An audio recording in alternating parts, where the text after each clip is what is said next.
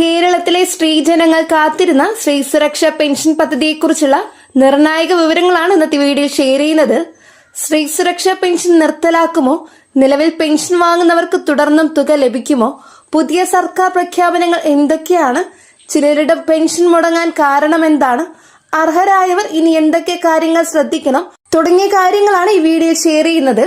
Social മീഡിയയിലും യൂട്യൂബിലുമെല്ലാം പലതരത്തിലുള്ള വാർത്തകളും അഭ്യൂഹങ്ങളും പ്രചരിക്കുന്ന സാഹചര്യത്തിൽ യഥാർത്ഥത്തിൽ എന്താണ് സംഭവിക്കുന്നതെന്ന് വ്യക്തമായി മനസ്സിലാക്കേണ്ടത് അത്യാവശ്യമാണ്.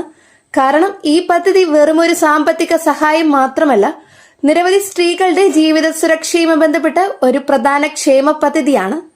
ഇന്നത്തെ വീഡിയോയിൽ സ്ത്രീ സുരക്ഷാ പെൻഷന്റെ തുടക്കം മുതൽ നിലവിലെ സ്ഥിതി വരെ, പെൻഷൻ നിർത്തലാക്കൽ സംബന്ധിച്ച ചർച്ചകൾ, സർക്കാർ നടത്തിയ പുതിയ അറിയിപ്പുകൾ, അർഹതാ മാനദണ്ഡങ്ങളിലെ മാറ്റങ്ങൾ, പെൻഷൻ തുടർന്ന് ലഭിക്കാനുള്ള സാധ്യതകൾ, മസ്റ്ററിംഗ് ഉൾപ്പെടെയുള്ള നിർണായക നടപടികൾ, കൂടാതെ ഭാവിയിൽ ഗുണഭോക്താക്കൾ ശ്രദ്ധിക്കേണ്ട എല്ലാ കാര്യങ്ങളും വിശദമായിട്ട് പരിശോധിക്കാം.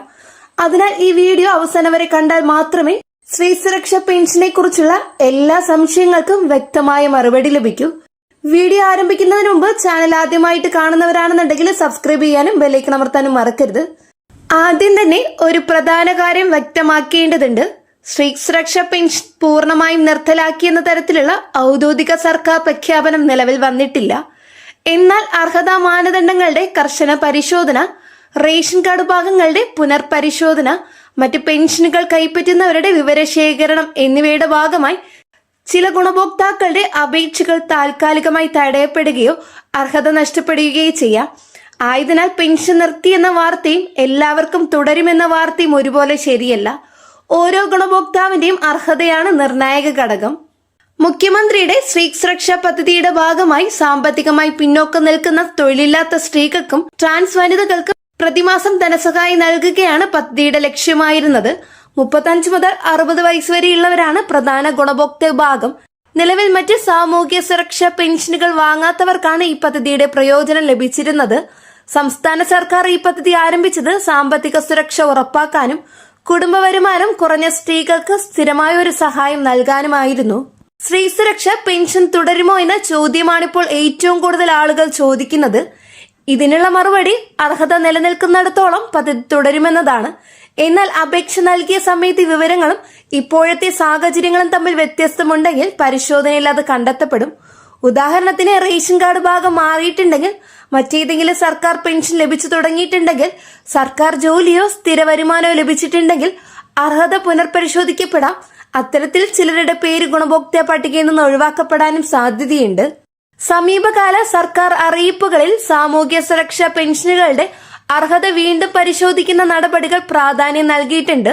മുൻഗണനേതര റേഷൻ കാർഡുകളുമായി ബന്ധപ്പെട്ട പരിശോധനകളും ചില സ്ഥലങ്ങളിൽ നടന്നുവരുന്നു. സർക്കാരിന്റെ ലക്ഷ്യം യഥാർത്ഥ അർഹരായവർക്കാണ് സഹായം ലഭിക്കേണ്ടതെന്നതാണ്. അതിനാൽ അപേക്ഷകരും നിലവിലെ ഗുണഭോക്താക്കളും തങ്ങളുടെ രേഖകൾ കൃത്യമായി സൂക്ഷിക്കുകയും ആവശ്യമായ പരിശോധനകളിൽ സഹകരിക്കുകയും വേണം. ഇനി പലർക്കും ആശങ്കയുള്ള മറ്റൊരു വിഷയം കുടിശ്ശിക തുകയും വിതരണം വൈകുന്നതുമാണ്. ധനപരമായ കാരണങ്ങൾ, ഭരണപരമായ നടപടിക്രമങ്ങൾ, ഗുണഭോക്തൃ വിവരങ്ങളുടെ പരിശോധന എന്നിവ മൂലം ചില ഘട്ടങ്ങളിൽ വിതരണം വൈകാൻ സാധ്യതയുണ്ട്. എന്നാൽ വിതരണം വൈകുന്നത് പദ്ധതി അവസാനിപ്പിച്ചതിന്റെ തെളിവല്ല. സംസ്ഥാനത്തെ വിവിധ സാമൂഹ്യ സുരക്ഷാ പദ്ധതികളിൽ ഗഡുക്കൾ പിന്നീട് ഒരുമിച്ച് വിതരണം ചെയ്തിട്ടുള്ള അനുഭവങ്ങൾ മുമ്പും ഉണ്ടായിട്ടുണ്ട്. അതിനാൽ ബാങ്ക് അക്കൗണ്ടുമായി ബന്ധപ്പെട്ട വിവരങ്ങളും അപേക്ഷ നിലയും കൃത്യമായി പരിശോധിക്കുന്നത് ഗുണഭോക്താക്കൾക്ക് പ്രധാനമാണ്. ഇനി സ്ത്രീ സുരക്ഷാ പെൻഷൻ തുടർന്നും ലഭിക്കണമെങ്കിൽ ചില കാര്യങ്ങൾ പ്രത്യേകമായി ശ്രദ്ധിക്കണം. അപേക്ഷയിൽ നൽകിയ വിവരങ്ങൾ ശരിയായിരിക്കണം. Aadhaar, bank account, ration card, പ്രായം തെളിയിക്കുന്ന രേഖകൾ എന്നിവ പുതുക്കിയ നിലയിൽ സൂക്ഷിക്കണം. സർക്കാർ നിർദ്ദേശിക്കുന്ന മസ്റ്ററിംഗ് പരിശോധന, രേഖാ സമർപ്പണം തുടങ്ങിയ നടപടികൾ പൂർത്തിയാക്കേണ്ടതാണ്. പലപ്പോഴും സാങ്കേതിക കാരണങ്ങളാൽ അല്ലെങ്കിൽ ബാങ്ക് വിവരങ്ങളിലെ പിശകുള്ളതിനാലും തുക ലഭിക്കാതിരിക്കാം. അത്തരം പ്രശ്നങ്ങൾ ഉടൻ പരിഹരിക്കേണ്ടതായിട്ടുണ്ട്. ഇനി പെൻഷൻ നഷ്ടപ്പെടാൻ ഇടയാകുന്ന പ്രധാന കാരണങ്ങളെക്കുറിച്ച് മനസ്സിലാക്കാം. മറ്റു സാമൂഹ്യ സുരക്ഷാ പെൻഷനുകൾ ഒരേ സമയം കൈപ്പറ്റുന്നതും, തെറ്റായ വിവരങ്ങൾ നൽകുന്നതും, അർഹതാ മാനദണ്ഡങ്ങൾ പാലിക്കാത്തതും, റേഷൻ കാർഡ് ഭാഗത്തിൽ മാറ്റം വരുന്നതും, സ്ഥിര ജോലി ലഭിക്കുന്നത് തുടങ്ങിയ അർഹതയെ ബാധിക്കും. സർക്കാർ പരിശോധനകളിൽ ഇത്തരം കാര്യങ്ങൾ കണ്ടെത്തിയാൽ ആനുകൂല്യം നിർത്തിവയ്ക്കുകയോ റദ്ദാക്കുകയോ ചെയ്യാം. ഭാവിയിൽ സ്ത്രീ സുരക്ഷാ പെൻഷൻ തുക വർദ്ധിപ്പിക്കുമെന്ന ചോദ്യം ഉയരുന്നുണ്ട്. ഇതുമായി സംബന്ധിച്ച് ഔദ്യോഗികമായി അന്തിമ തീരുമാനം പ്രഖ്യാപിച്ചിട്ടില്ല. എന്നാൽ സ്ത്രീകളുടെ സാമ്പത്തിക സുരക്ഷ ശക്തിപ്പെടുത്തുക എന്ന ലക്ഷ്യം സർക്കാർ ആവർത്തിച്ച് വ്യക്തമാക്കിയിട്ടുണ്ട്.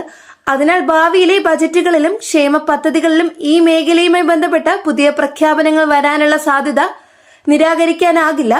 നിലവിൽ ഔദ്യോഗികമായി ലഭ്യമായ വിവരങ്ങൾ പ്രകാരം പദ്ധതി അവസാനിപ്പിച്ചുവെന്ന് എവിടെയും പറഞ്ഞിട്ടില്ല. അതിനാൽ സ്ത്രീ സുരക്ഷാ പെൻഷൻ പൂർണ്ണമായും അവസാനിപ്പിച്ചുവെന്ന് കരുതി ആശങ്കപ്പെടേണ്ടതില്ല. അതേസമയം അർഹതാ മാനദണ്ഡങ്ങൾ കർശനമാക്കി പാലിക്കപ്പെടുന്നതിനാൽ എല്ലാ അപേക്ഷകളും സ്വയം അംഗീകരിക്കപ്പെടുമെന്നും കരുതരുത്. സർക്കാർ പുറപ്പെടുവിക്കുന്ന ഔദ്യോഗിക ഉത്തരവുകൾ, തദ്ദേശ സ്വയംഭരണ സ്ഥാപനങ്ങളുടെ അറിയിപ്പുകൾ, ക്ഷേമ പെൻഷൻ പോർട്ടലിലെ വിവരങ്ങൾ എന്നിവ മാത്രമേ വിശ്വസനീയമായ വിവര സ്രോതസ്സുകളുമായി പരിഗണിക്കാവൂ. അർഹതയുള്ള സ്ത്രീകൾ രേഖ കൃത്യമായി സൂക്ഷിക്കുകയും പരിശോധനകളിൽ പങ്കെടുക്കുകയും ചെയ്താൽ പദ്ധതി തുടർന്നും ലഭിക്കാനുള്ള സാധ്യത വളരെ കൂടുതലാണ്. ഇതുകൂടാതെ കേരള ബജറ്റ് 2026-27 വനിതാ ശാക്തീകരണത്തിന് പ്രത്യേക പ്രാധാന്യം നൽകിയിട്ടുണ്ട്. സ്ത്രീകളുടെ സാമ്പത്തിക സുരക്ഷ, തൊഴിലവസരങ്ങൾ, സംരംഭകത്വം, സാമൂഹിക പങ്കാളിത്തം എന്നിവ ശക്തിപ്പെടുത്തുന്നതിനുള്ള നിരവധി പ്രഖ്യാപനങ്ങളാണ് ബജറ്റിൽ ഉൾപ്പെടുത്തിയിരിക്കുന്നത്. കുടുംബങ്ങളുടെ സാമ്പത്തിക നട്ടെല്ലായി മാറുന്ന സ്ത്രീകളെ കൂടുതൽ സ്വയം പര്യാപ്തരാക്കുക എന്ന ലക്ഷ്യത്തോടെയാണ് വിവിധ പദ്ധതികൾ സർക്കാർ പിന്തുണ പ്രഖ്യാപിച്ചിരിക്കുന്നത്. സ്ത്രീകളുടെ സാമ്പത്തിക സുരക്ഷ ഉറപ്പാക്കുന്നതിനുള്ള പദ്ധതികൾക്ക് ബജറ്റിൽ വലിയ പ്രാധാന്യം നൽകിയിട്ടുണ്ട്. സാമ്പത്തികമായി പിന്നോക്കം നിൽക്കുന്ന സ്ത്രീകൾക്ക് സഹായം എത്തിക്കുന്ന വിവിധ ക്ഷേമ പദ്ധതികൾ തുടരുമെന്നും അർഹരായ ഗുണഭോക്താക്കൾക്ക് ആനുകൂല്യം ലഭ്യമാക്കുമെന്നും സർക്കാർ വ്യക്തമാക്കിയിട്ടുണ്ട്. സ്ത്രീകളുടെ ജീവിത നിലവാരം മെച്ചപ്പെടുത്തുകയും കുടുംബങ്ങളുടെ സാമ്പത്തിക സ്ഥിരത ഉറപ്പാക്കുകയും ചെയ്യുക എന്നതാണ് ഇത്തരം പദ്ധതികളുടെ പ്രധാന ലക്ഷ്യം. സ്ത്രീകൾക്ക് കൂടുതൽ തൊഴിലവസരങ്ങൾ സൃഷ്ടിക്കുന്നതിനായി പഞ്ചായത്ത് തലത്തിൽ നൈപുണ്യ വികസന പദ്ധതികൾ ശക്തിപ്പെടുത്താനും ബജറ്റിൽ ഊന്നൽ നൽകിയിട്ടുണ്ട്. പുതിയ തൊഴിൽ മേഖലകളിലേക്ക് സ്ത്രീകളെ ആകർഷിക്കുന്നതിനും സ്വയം തൊഴിൽ സംരംഭങ്ങൾ ആരംഭിക്കുന്നതിനും ആവശ്യമായ പരിശീലനവും പിന്തുണയും ലഭ്യമാക്കാനാണ് സർക്കാർ ശ്രമിക്കുന്നത്. ഡിജിറ്റൽ സാങ്കേതിക വിദ്യ, സേവന മേഖല, ചെറുകിട വ്യവസായങ്ങൾ തുടങ്ങിയ മേഖലകളിൽ സ്ത്രീകളുടെ പങ്കാളിത്തം വർദ്ധിപ്പിക്കുന്നതിനുള്ള നടപടികളും പ്രഖ്യാപിച്ചിട്ടുണ്ട്.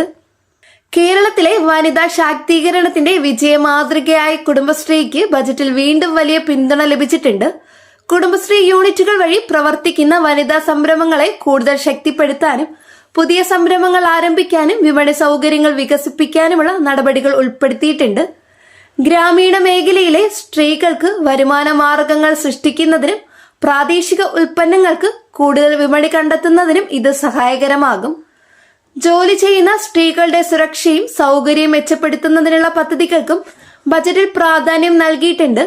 ആശാ വർക്കർമാർ, അംഗനവാടി ജീവനക്കാർ തുടങ്ങി സാമൂഹിക സേവന രംഗത്ത് പ്രവർത്തിക്കുന്ന വനിതകളുടെ ക്ഷേമത്തിനും ബജറ്റിൽ പ്രാധാന്യം നൽകിയിരുന്നു. അവരുടെ സേവനത്തെ അംഗീകരിക്കുന്ന രീതിയിൽ വിവിധ ആനുകൂല്യങ്ങളും സാമ്പത്തിക സഹായങ്ങളും വർദ്ധിപ്പിക്കുന്നതിനുള്ള നടപടികൾ പ്രഖ്യാപിച്ചിട്ടുണ്ട്. ഇതിലൂടെ ആയിരക്കണക്കിന് വനിതാ ജീവനക്കാർക്ക് നേരിട്ട് പ്രയോജനം ലഭിക്കും. മൊത്തത്തിൽ നോക്കുമ്പോൾ കേരള ബജറ്റ് 2026-27 സ്ത്രീകളെ ക്ഷേമ പദ്ധതികളുടെ ഗുണഭോക്താക്കളാക്കി മാത്രം കാണാതെ സാമ്പത്തിക വളർച്ചയുടെ പങ്കാളിയായും സംരംഭകരായും തൊഴിൽ സൃഷ്ടിക്കുന്നവരായി മാറ്റുക എന്ന ലക്ഷ്യത്തോടെയാണ് മുന്നോട്ടു പോകുന്നത്. സാമ്പത്തിക സഹായം, തൊഴിൽ നൈപുണ്യ വികസനം, സുരക്ഷാ സംരംഭകത്വം തുടങ്ങിയ വിവിധ മേഖലകളിൽ സ്ത്രീകളെ ശക്തിപ്പെടുത്തുന്ന പ്രഖ്യാപനങ്ങൾ ബജറ്റിന്റെ പ്രധാന പ്രത്യേകതയായി മാറിയിരിക്കുകയാണ്. തുടർന്നും സ്ത്രീ സുരക്ഷാ പെൻഷൻ പദ്ധതിയെക്കുറിച്ചുള്ള വിവരങ്ങൾ ലഭിക്കുമ്പോൾ ഉടനടി തന്നെ ഈ ചാനലിലൂടെ അപ്ലോഡ് ചെയ്യുന്നതായിരിക്കും. ഈ ഒരു വിവരം നിങ്ങൾക്ക് യൂസ്ഫുൾ ആയെങ്കിൽ ചാനൽ സബ്സ്ക്രൈബ് ചെയ്യാനും തൊട്ടടുത്ത് കാണുന്ന ബെല്ലൈക്കൺ അമർത്താനും മറക്കരുത്. കൂടാതെ നിങ്ങളുടെ സുഹൃത്തുക്കളിലേക്ക് ഷെയർ ചെയ്ത് എത്തിക്കാം. നെക്സ്റ്റ് അപ്ഡേറ്റ്സുമായിട്ട് വീണ്ടും പുതിയൊരു വീഡിയോ കാണാം. എല്ലാവർക്കും നന്ദി, നമസ്കാരം.